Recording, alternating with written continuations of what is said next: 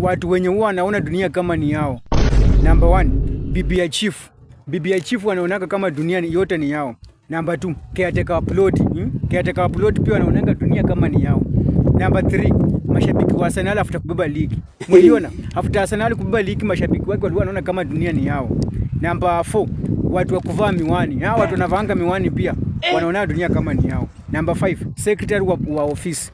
Ama secretary wa office kama mnaendanga mnaona wanajiona kama dunia ni yao.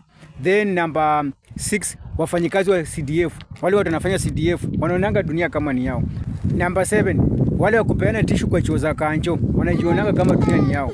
Number 8, foreman wa mjengo. Wale foreman wanakuwa kwa mjengo pia wanajionanga sana.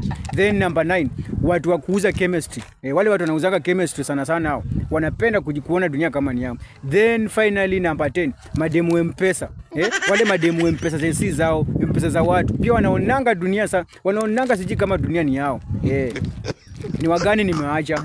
Wagani wewe nimesahau hapa tuongezee hapo chini tuwajue.